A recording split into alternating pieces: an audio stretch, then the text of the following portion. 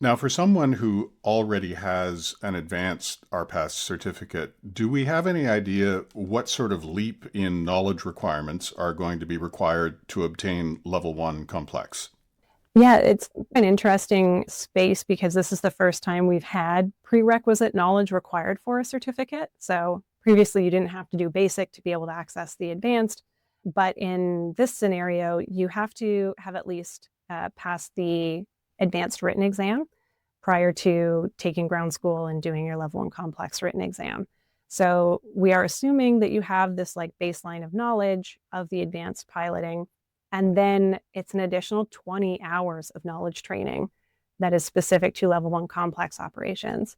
So your site survey is not a quick one-page form that you're completing. It's more similar to what you might have encountered in if you've done an SOC application for BVLOS, looking more at an operational risk assessment type of approach to assessing the site that you plan on flying, the route that you plan on flying. And now we're not just looking at weather forecasting as being look around the area, can you go or no go based on the conditions you're currently experiencing, but also thinking about forecasting and forecasting along a route that you as a pilot might not ever see with your eyes.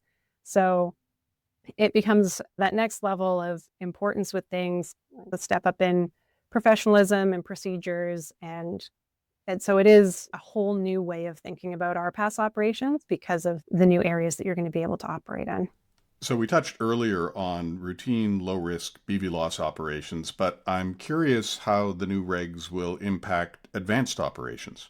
There are some really cool new privileges that are being worked into the advanced environment or the advanced kind of operating allowances.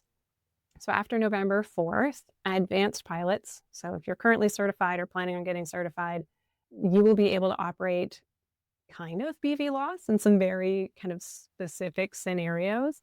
It would be you can fly small RPAS in controlled airspace near people over people like we have been previously, but you can also fly medium RPAS in these various scenarios too as an advanced operator, like away from people, near people, over people, as long as the declaration that the manufacturer for the RPAS that you want to fly in that environment has approved those types of operations. And then also flying medium and controlled airspace is an option as well. But they do require like a declaration, sometimes a pre-validated declaration where it has some interaction with TC where they're actually confirming that you have the things that you say that you have. And then you'll also be able to operate in these kind of extended, they're not calling it BVLOS under advanced, but it would be extended line of sight. So you are temporarily flying the RPAS where you cannot see it, but it is within line of sight of a visual observer who you are in touch with, and there are training requirements for those visual observers that are operating in those extended line of sight environments. And you can also fly sheltered operations where the RPAS is behind a structure or behind something that you cannot see. So just for a temporary period of time, it's still taking off and landing where you're operating from as a pilot for applications like maybe first response or like in a firefighting scenario, you're able to disappear behind the plume of smoke or go behind the building and look for another entry point without it being against the law. Interesting. Finally, what resources can you recommend for someone who's got their advanced and they're an aspiring level one complex pilot? This is the first time that ground school is going to be required for pilot certificates. So that's a fantastic place to start if you want to get into things.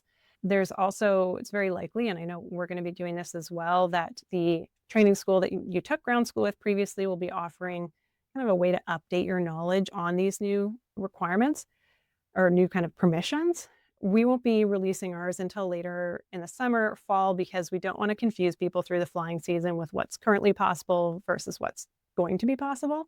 So we'll make sure it's out before November 4th, but we're focusing on the level one complex content for now and our POC stuff so folks can get all those boxes in order before the rules change. And then Transport Canada's also put out a ton of standards and advisory circulars. So if you're familiar with that kind of regulation to standard to advisory breakdown, you've got your regulations in the cars. They follow standard kind of phrasing and they're written in lawyery language.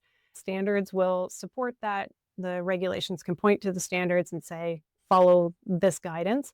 And then the advisory circulars give us even more flexibility in what Transport Canada can say, and they're easier to adjust and that sort of thing. There are some fantastic resources. They really break things down in those advisory circulars. So if you're looking for something to read and you're tired of reading CG2, then those advisory circulars and standards are a great place to turn.